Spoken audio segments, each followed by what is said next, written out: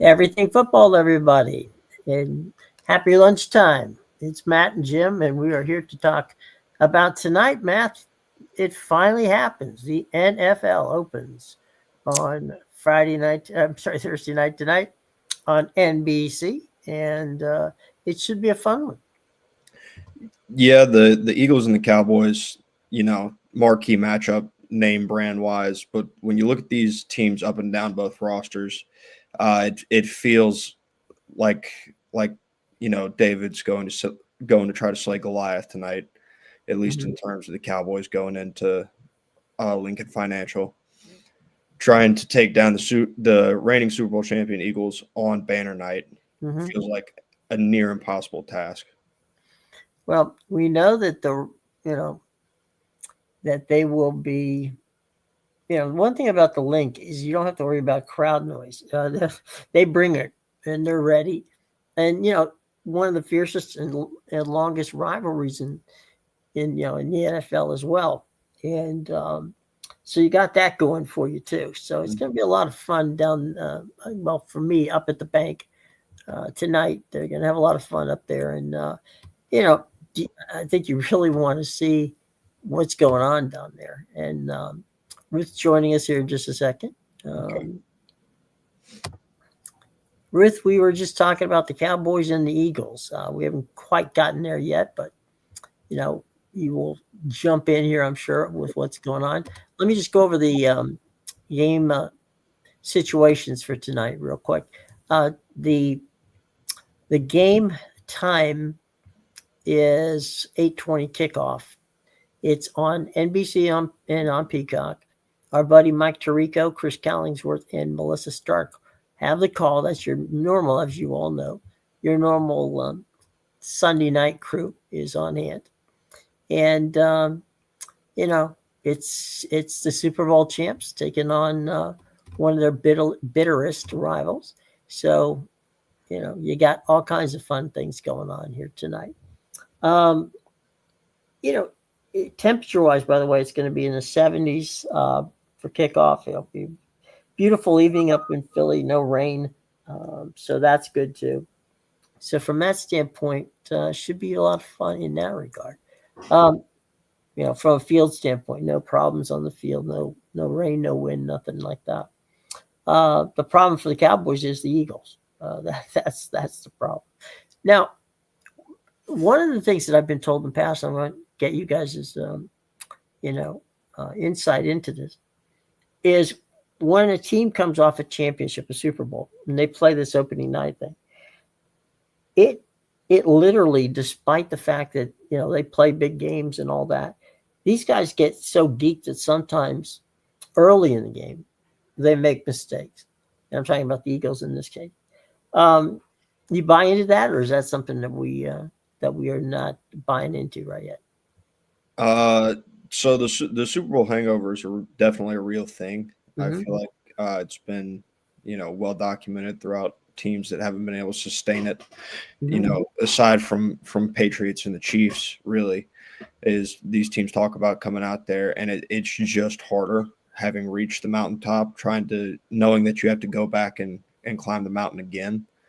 But I think if there's any team that's going to do it, I feel like the Eagles have the correct DNA. Just at least on the defensive side of the football, the way they were built. Because you look at that depth chart and you see Georgia and you see Alabama, two teams Yeah. that did it that have done it at the highest level consistently. Mm-hmm. Alabama is where they are now, but the guys that it's primarily made up of are Saban and Smart guys, and so they have the correct mental makeup and DNA to be able to go out there and do it again.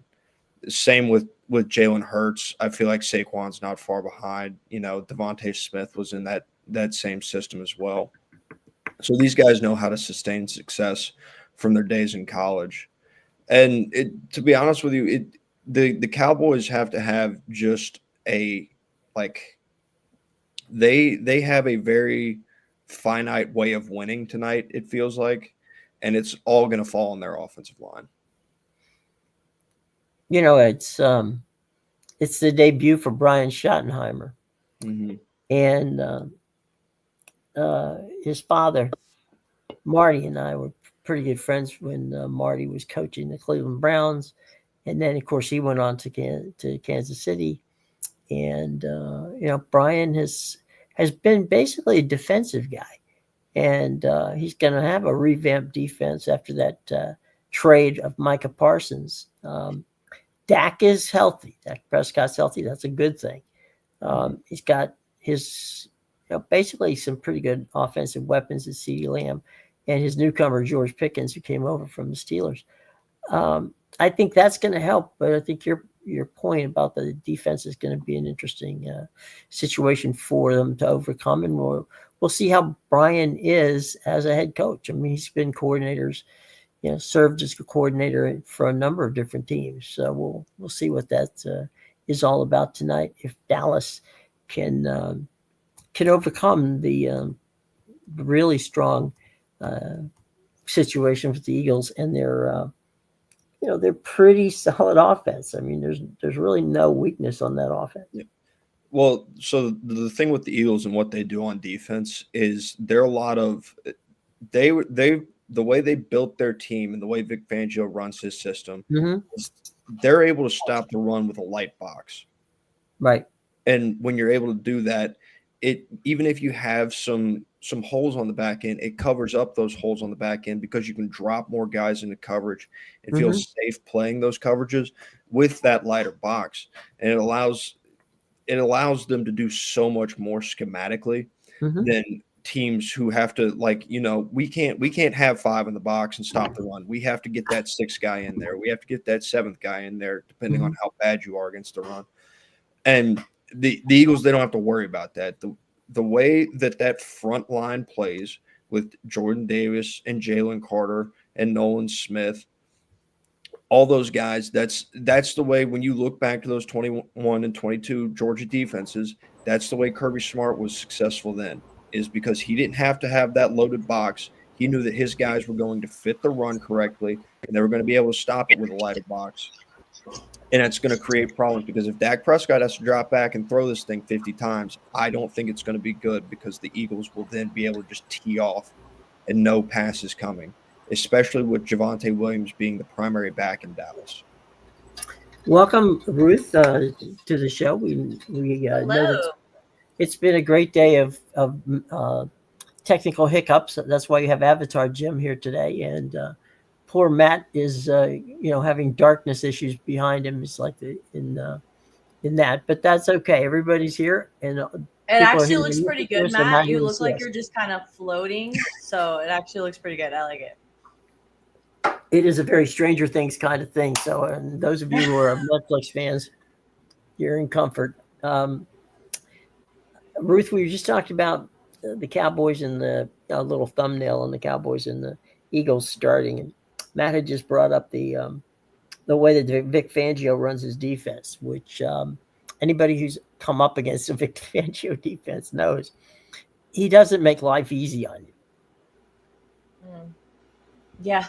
No, I think Dak Prescott definitely has, just like how Matt was mentioning, he cannot sit in the pocket and throw the ball 50, 55 times today. They got to establish the run game early in today's game to have any chance. And then obviously we have to see how that defensive line is going to hold up on the other side of the ball. Are we going to be able to kind of somehow contain Saquon Barkley? Because there's no kind of shutting him down completely, but will we be able to contain him? Because if he goes for 150 yards in tonight's game, it's going to be complicated. So red zone defense is going to be extremely crucial for the defense for the Dallas Cowboys, and just shutting down that run game early or at least containing it. Let me ask you something, guys. With Saquon Barkley, we just talked about Dallas's front seven. Micah Parsons, we know, is gone. The two key guys here are Kenny Clark and Sam Williams. And will they be able to plug those gaps? I mean, that's what they brought. I mean, that's all Jerry's been talking about since they acquired him. And, the big reason why they asked for him. They asked for Kenny Clark. People assumed they would have wanted a pass rusher in return. Now they asked for Kenny Clark because they wanted to be better up front, especially in the interior, stopping the run. Is he going to solve all the problems? I don't know, to be honest with you. but it's definitely a step in the right direction if they want to improve that run defense. Let me Yeah, ask I you this. agree. Mhm. Go ahead, Go Jen. ahead. No, go ahead. No, I was agreeing with him. I think Jerry Jones made it very obvious in the offseason that they want to improve their run defense, and getting Kenny Clark was maybe not solving the problem immediately, but I think it is in this right step in the right direction for that front seven. What about Dak coming off his injury? Is there? I know that everybody's been excited that he's done well at camp. Um, over his career, that's been the big knock on Dak is he gets, he doesn't quite end up finishing seasons. He's not getting any younger, and yes, I know he does wonderful, commercials for the mattress company. But at this point in time, uh, can you count on Dak Prescott being healthy for the entire season? That It's I feel like injuries are just kind of such a Dak for the majority of his career has been a relatively healthy guy. Right. The injuries are just there's no way. Obviously, you got the guys that are injury prone. I would not put Dak in that category just Mm-hmm. yet, based off this one injury alone. But it's also gonna fall on, like I said earlier, the offensive line. Can they keep him upright? Because I can tell you, a number one way to get your quarterback hurt is to let him get hit. So you don't want that to happen. That is not a good thing. Falls in the bad thing category. Ruth, you are the spokesperson for the Dallas Cowboys. So Yeah, make a definitely been a case. lack of there's been a lack of protection when it comes to that offensive line. They haven't been trustworthy, and I think Dak knows that, and that's why you see him escaping the pocket pretty early and trying to make plays on his feet a lot. So, as much as I would love to say that I think Dak Prescott is going to be healthy throughout the season and we can depend on him, I think a lot is going to be said whether or not the offensive line could really step up. And with the departure of Zach Martin, there's a lot of new guys up there, so I'm expecting it to be tough for them, especially going against a defense like the Philadelphia Eagles in the very first week in Philadelphia at that. Yeah, let me ask you this, guys. From a running standpoint, do they have, and I'm talking now about Dallas, do they have enough in that running game to be, to give Dak that kind of freedom? I'm iffy on it at best. I would say Javonte Williams just doesn't really move the needle as your running back one. Mm-hmm. To be quite frank, he's a guy that's dealt with some injuries as well. He's really good, pre-injuries, and if he can get back to a form such as that, then he has a chance to be a solid running back one. He's not a guy that I'm sprinting to pick up in fantasy by any means or anything like that. But he's going to go out there and you kind of know what you're going to get from him. He's probably maybe once, twice a season, he'll break the 100-yard mark. Aside from that, he may give you somewhere in the 50 to 70 range and maybe a score, which is, it's good enough. It's not going to be anything groundbreaking, but it'll get the job done. Okay, let me ask you guys about Jalen Hurts. Jalen has basically torched Dallas, okay, on a regular basis last season. What do you think of Trevon Diggs? Is he going to be able to help? Certainly, he's not going to hurt anything in the secondary, but is his, stepping to the forefront here as their top defensive back, is that going to help the Cowboys, hopefully, with a bit of a pass rush, get to Jalen, or is that going to be a problem again for them? So Yeah, we need that ball hawk of a player back in Trevon Diggs, and I think he's capable of doing it. We've seen it in seasons past, but I mean, his injuries has also been a problem for him and his availability. So I'm hoping that tonight he could really show out because I mean, he got the bag in the offseason. There was a few players that were demanding big money. They got the big money. Now it's time to play big football. Okay, let's throw some historical content into this. The Eagles have won their last 11 games at home. The Cowboys are 1-5 as touchdown underdogs in recent primetime games. They are a touchdown underdog tonight, and they're playing at at Lincoln Financial Center at the Link. That does not bode well for Cowboy fans. No, I mean, I feel like we've talked about it. Just one quick note going back to Trayvon Sure. Diggs. He pre-injury, I don't know if maybe philosophy might have changed post-injury, but pre-injury he was an all or nothing corner. So he's going to sell out on those first moves, and that's the way he gets those interceptions, and he's able to turn you over a lot. But he's also susceptible to those double moves. And if the Eagles are able to protect tonight, look out for a double move on the outside. May lead to a big touchdown on Trayvon. Okay, let's move on. We've got another game, and this is tomorrow night, and that's Chiefs and the Chargers. That's the game in Brazil. What are you guys looking for there? I mean, I'm kind of bullish on the Chargers. I really like what the Chargers are doing. With Jim Harbaugh, and I think they're going to have a good season this year. The Chargers are going to rely a lot on that offensive side of the football this year. Mm-hmm. I welcome to some pushback on that, but they don't look the same defensively. You open up that depth chart, and you're just kind of looking at names.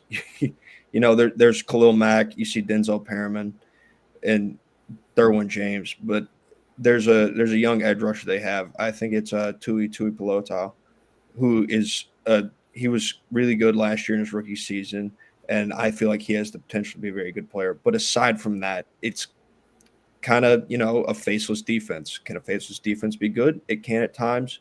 Will it be for the Chargers? I don't know if it's going to bode so well for them, especially against Kansas City, and all of the noise in the offseason about how they got manhandled in the Super Bowl. And are the receivers good enough? Well, when you roll the pigskin out there in the regular season, they win football games, and it's gonna be Mahomes versus Herbert. Offense all night long. In my opinion, I anticipate this being a high-scoring game with these offenses that have a lot to prove. I think this game, I think, is more important for the Chargers than it is for the Chiefs. I think when it comes to the quarterback rooms, I think Justin Herbert definitely has more to prove. And even if this is a disappointing performance by Patrick Mahomes and the Chiefs, I don't think people are going to be running to say that the Chiefs are coming apart. But this has more to do with how the Chargers can bounce back from Justin Herbert throwing 4 interceptions in their last playoff game. So I think there's a lot more pressure on Justin Herbert to perform well. Especially neither team has home field advantage, so we'll see. Well, the thing too is Mahomes has Xavier Worthy, Travis Kelce, Hollywood Brown, Juju Smith-Schuster, Noah Gray. There's a lot of weapons on that side of the ball for the Chiefs. The Chargers, I think in the receiver room might be their biggest issue. Some people may point to the running back room, but I really like what they did in the offseason, drafting a Marion Hampton out of North Carolina. He was fantastic in North Carolina when he got the carries and had the line. Obviously, they've got some issues on the Chargers' offensive line as well. With the injury to Rashawn Slater coming into the season, that's less than ideal. But when Justin Herbert throws the football, and I can't remember what the stat is exactly, but there is one out there that backs this up. When Justin Herbert throws the football, the Chargers win. And when they stick to the run game, their record isn't nearly as good. Well, to your point, Justin Herbert last year had a touchdown to interception ratio of 23.3, which was the best in the NFL. So turnovers from that standpoint are going to be hard to come by from Kansas City because he knows where to throw it into the stands and not into the middle of the field. Mm-hmm. His number one priority, though, is basically taking a look at where safeties Brian Cook and Jaden Hicks are on the field, because that could be a slight problem with it. Yeah, just throw away from Trent McDuffie. Yeah. That'll help. Pretty good plan. I think that game plan is a solid one. So you know, I can see the Chiefs getting getting into scoring a lot of points because let's be honest, the Chiefs did give up points last year, uh, but let's take a look at the running back room. Najee Harris, of course, used to be with the Steelers. On Hampton, um, Jim Harbaugh likes to do run to pass. The old adage: if you can run the ball, then that gives you a play action pass to make it work.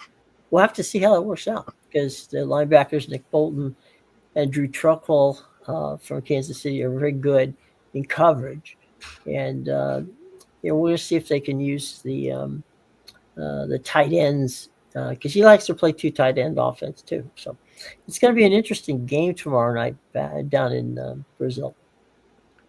Spagnola knows how to make you feel uncomfortable too. Yes, He's absolutely he's made a career of it. one of the best, so of all time. All right, here's what we're going. Here's my how the Chiefs can beat the Chargers, and then how the Chargers can beat the Chiefs, and you guys can give me yours. Okay, Chiefs beating Chargers is everybody's going to I'm sure write this down and put it in on stone afterwards. Give Mahomes a clean pocket.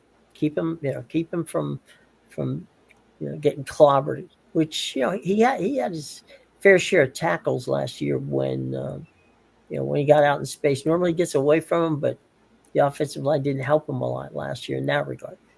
They got to dominate both sides of the ball. They got to win in the trenches and basically contain Ladd McConnelly. If they can do that, they get a good chance of the Chargers. Now, let's flip side, Chargers versus Chiefs. 100% for the Chargers, they got to protect the ball. Mhm. They got to be able to run the ball, and then it's basically their speed. Basically, their speed guys, Xavier Worthy and Hollywood Brown, they have to shut those guys down if at all possible. And by the way, I'll throw a prediction out here, and then you guys can follow on all that. Um, I think the Chiefs are going to win the game. It's going to be 24-17. So, ladies and gentlemen, it is your turn to step up and say what you wish about Chiefs, how they beat the Chargers, and Chargers how they beat the Chiefs, and give me a score.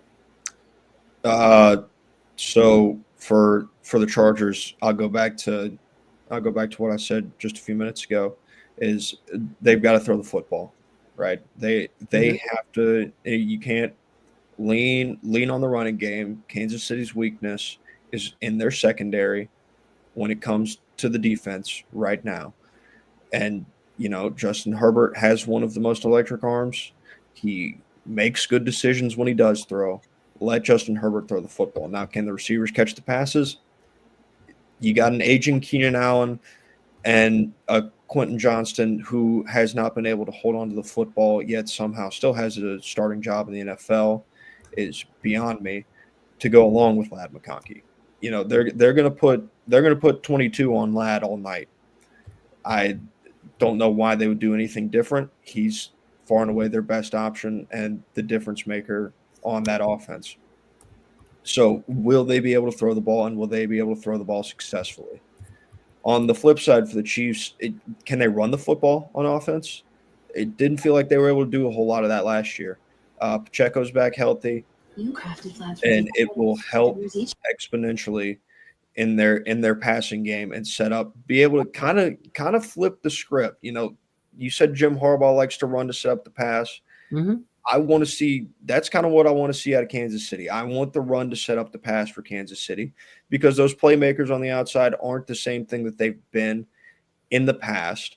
But it hasn't stopped them up until now, and I don't anticipate them stopping it now, to be honest with you, because that Chargers defense, as I said, it's not really a great unit, at least on paper. And they're going to have the ability to expose, especially that back end of that defense, and probable lack of pass rush that they'll have. Also, prediction would be Chiefs 27, Chargers 17. Okay. You're up, Ruth. All right. How did the Chiefs find success in Brazil? I would say the most important thing would be to keep Patrick Mahomes protected. Let him be comfortable in that pocket. Let him throw the pigskin, and just try to put up points. Travis Kelsey is going to be that cushion for him throughout the game. They have elite wide receivers, so a lot of offense. Keep the offense on the field, I think, would be the most important thing for the Chiefs. When it comes to the Chargers, I'll kind of piggyback off of what Matt said. I think it's important to allow Justin Herbert to kind of command that offense. I don't think you could lean on too much on that run game. I think he's going to be needing to throw the ball a lot. My score prediction would be, I think this is going to be a pretty high scoring game on both sides, but I would give the Kansas City Chiefs the edge. We'll say 34-31. Okay. We're moving to the college ranks for tomorrow night, and that is Louisville versus James Madison. Louisville came out of the blocks looking pretty good, guys. Of course, they were against an FCS foe. They beat Eastern Kentucky by a score of 51-17. It's the old joke: if you had 40 points and the Louisville Cardinals, you won. You won that game.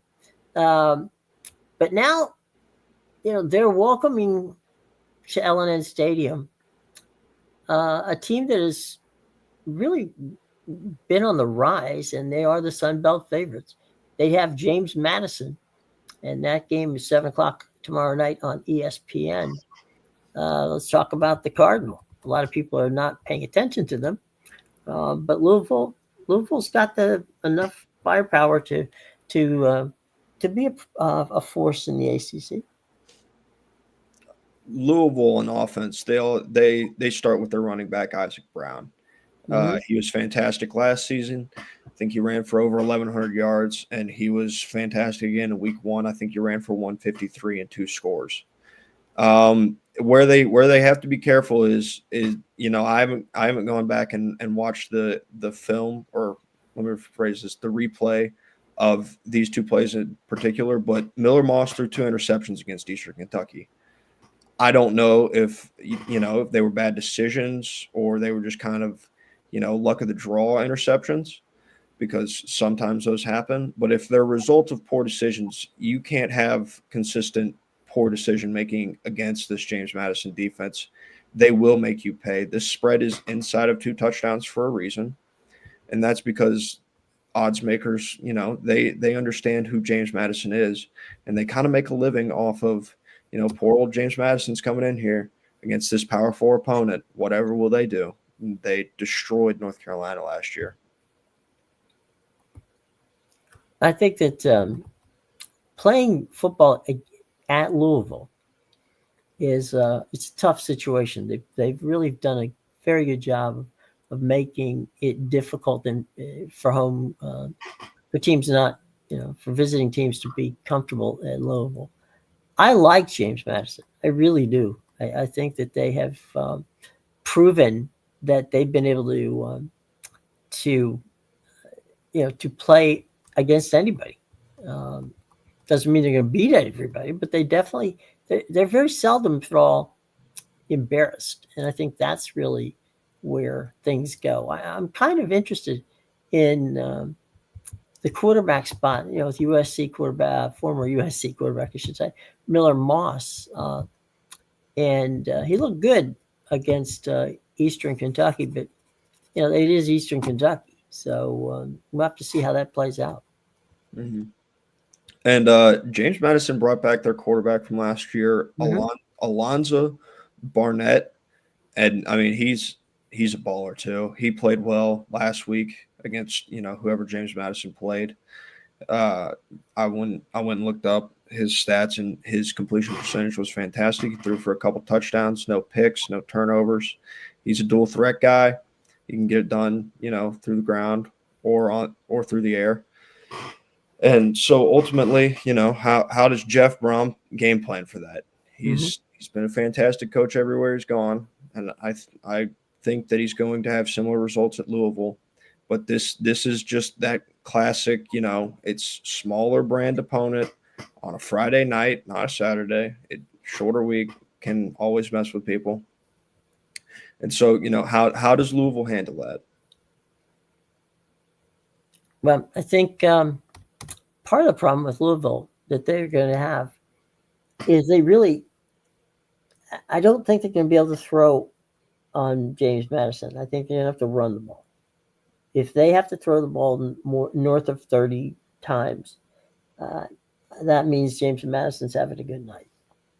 Which is definitely how James Madison's going to have game planned and want to attack Louisville, because they want to stop Isaac Brown before he gets going. So it's going to be a fun night, and there's going to be, as I said, that used to be the funny thing about Louisville is that stadium used to be Papa John's Stadium, and now they've got a new sponsor. They built it out. It used to hold like 40,000. Now it holds close to 60,000 people. Louisville is done. They've done a lot to really upgrade their football program. I mean, we all know Louisville from their basketball, but Louisville's done an awful lot, and and I think that brings to something that we all talked about yesterday, is the ACC really does have some solid balance there. It's not just the top of the heap being FSU and Clemson, and those guys. I think that there's more to be said coming up. And by the way, I got some interesting feedback yesterday from our buddies down in Baylor when we talked about Baylor and SMU. So people, people all around the country are more than happy to weigh in when they think that we're wrong on something. So that's okay. We're here. We can take it. We have fun with it. And tonight, we'll have to see. It's an exciting season. Real quick, early prediction, guys. Will we see the Chiefs in the Super Bowl this season? No. Not forcing you to pick anybody to saying this is going to be the team that's going, but are we going to see the Kansas City Chiefs, who seem to have found a home in the Super Bowl? Are we going to see them there this season? No. We've seen them in the Super Bowl, 5 times in the last 7 years? Something like that, yeah. Yeah. So, I mean, it's hard from what we've been able to see them accomplish and how they've been able to climb to that top of the mountain 5 times in the last 7 years. I think it would be hard to say that we don't expect, well, in my opinion, it'd be hard to say we don't expect the Chiefs to be in the Super Bowl again, but it would be nice to see someone else. It would be nice to see a Buffalo Bills or the Baltimore Ravens or a team of that nature, but I think I would be biting myself later on if I were to say that Chiefs are not going to the Super Bowl again this year. Matthew? I say no. Baltimore, top to bottom roster wise, I think is the best team in the AFC. It's not exactly close. They're better defensively, they're better offensively, all the way around. Unless Derrick Henry takes some massive fall off a cliff that I don't see coming. Because he's looked, despite the age and the mileage, he's looked every bit like the back that he's always been. And so I don't know why anything would be subject to change. But if you get into the playoffs and somehow you're looking up, Chiefs have home field advantage again, then that's maybe a place where I can take that back, because it's hard to beat them in Arrowhead. Well, I was in the press box at M&T Bank Stadium last year and saw a guy who, without question, over the past, I would say 5 or 6 seasons, has been about as consistent a pass catcher as you can find. And Mark Andrews dropped the ball, which could have very easily put, the Ravens in the Super Bowl. 9 times out of 10, he's going to catch that pass. But for him, unfortunately, he didn't. And for the Ravens, unfortunately, they didn't. And Kansas City moves on.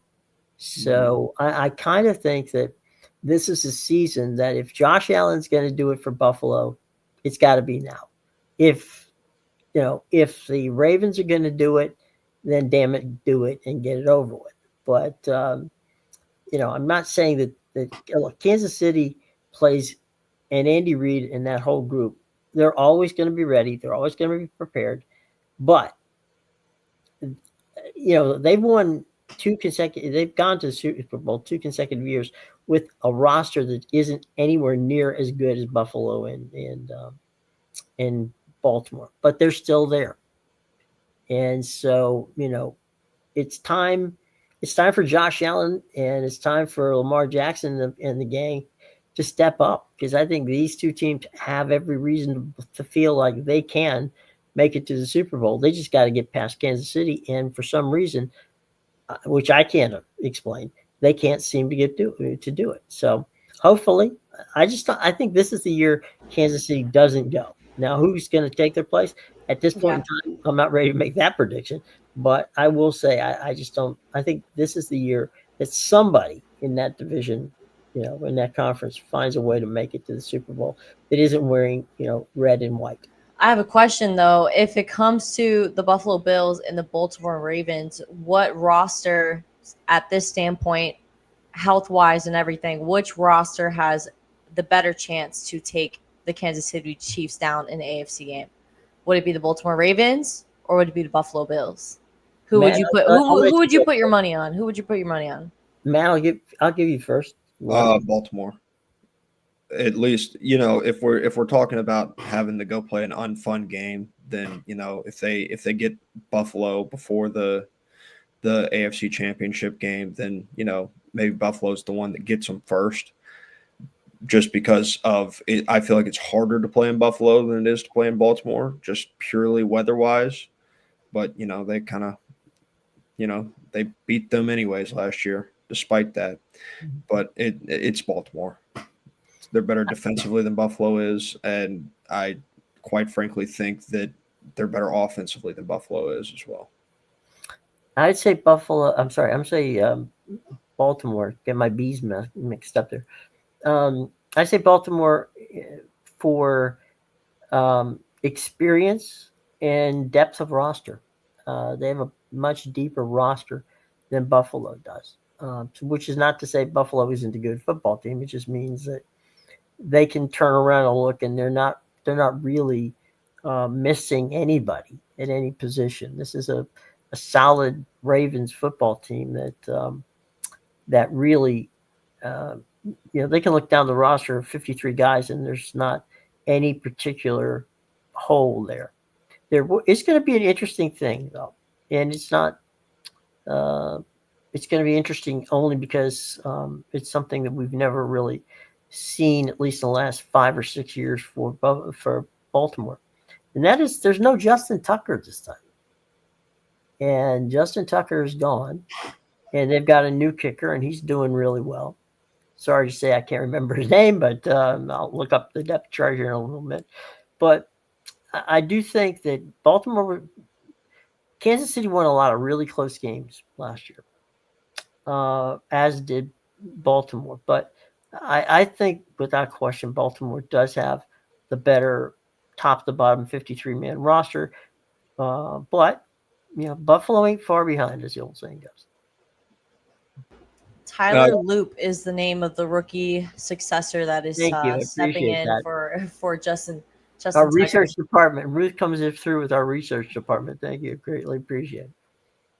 So, I do think it's an important note to say that is, at least last year, you didn't have the same Justin Tucker of the past. True. So, they won games kind of at times in spite of Justin Tucker. Right.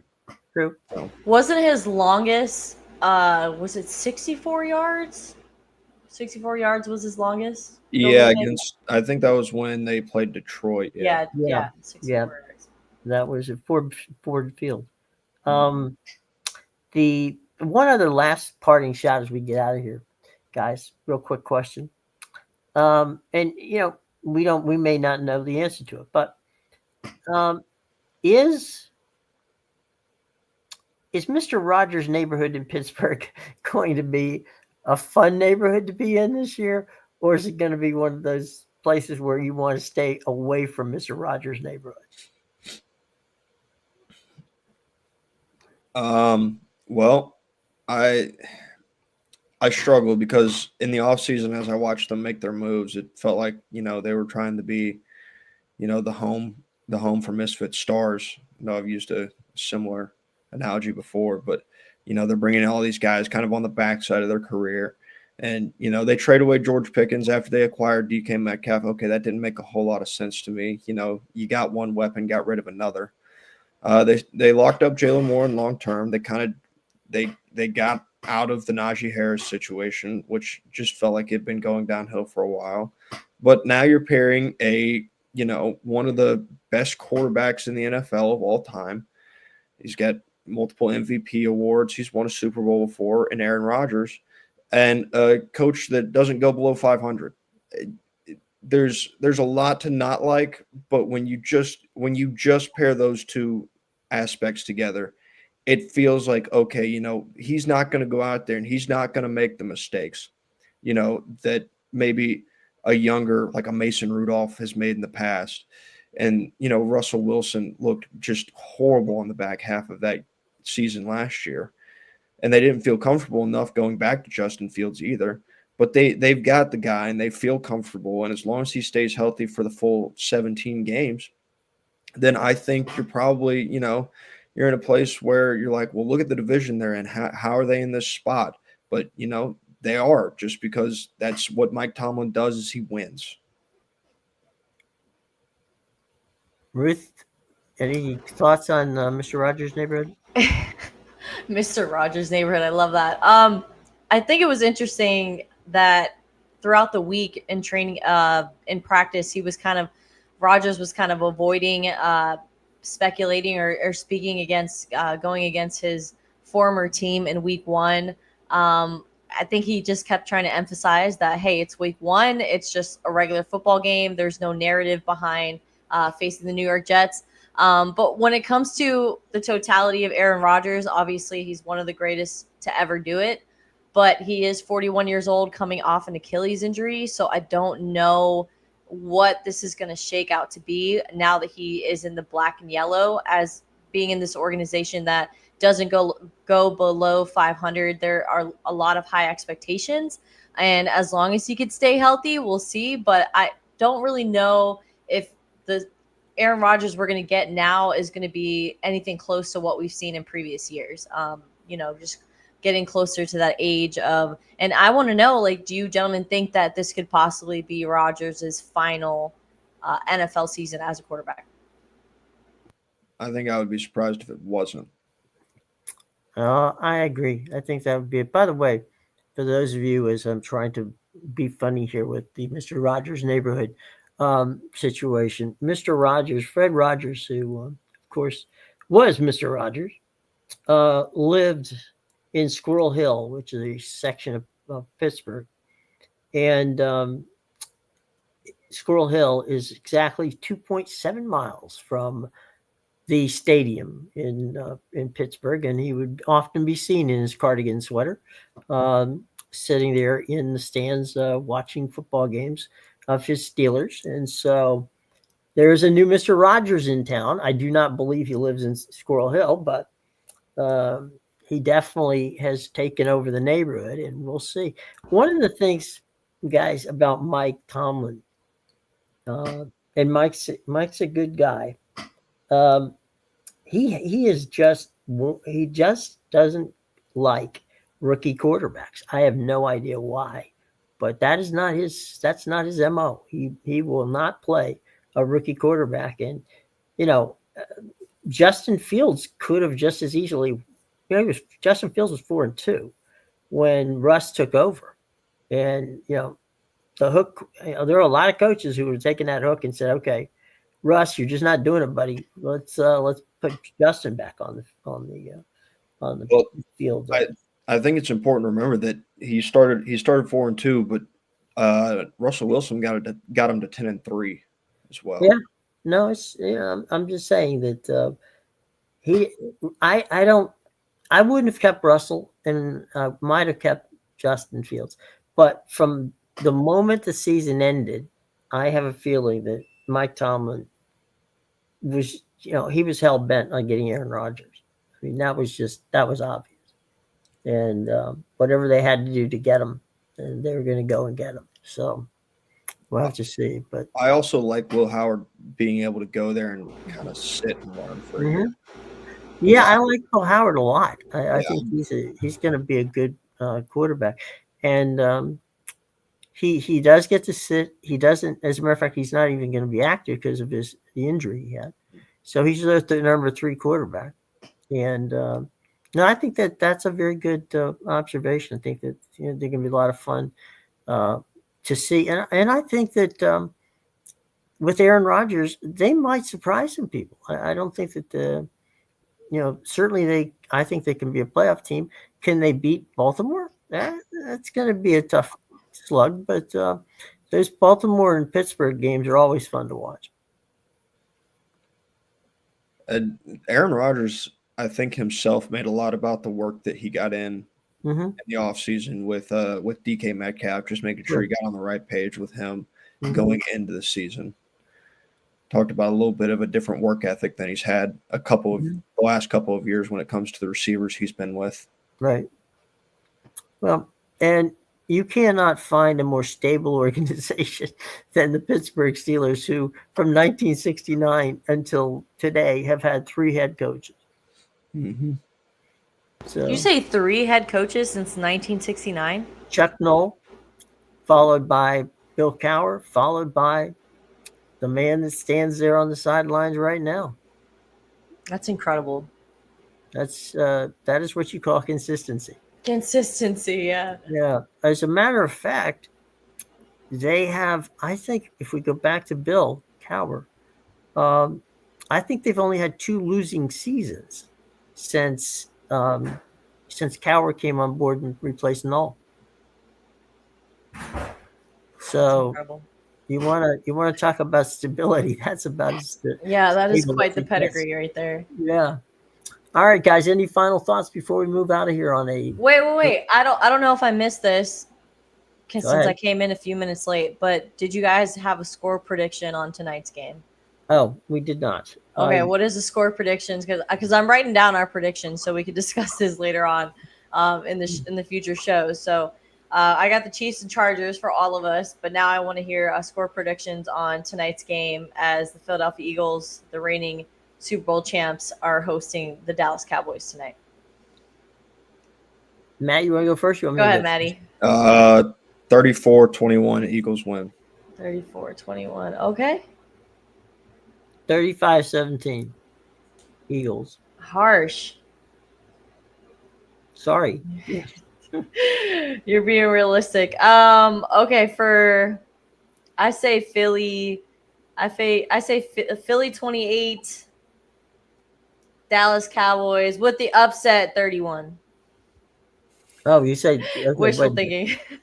The Cowboys upset them 30. What was it? 31 to 31-28. Okay. Yeah. Stranger things have happened.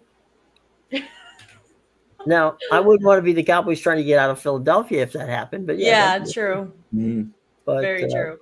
But I had an opportunity to go to that stadium a couple years back as a Dallas Cowboys fan, but I was warned by multiple people that would not be a good idea. So I decided to go see the Dallas Cowboys when they played Washington, which was a much safer place to be in all Dallas gear.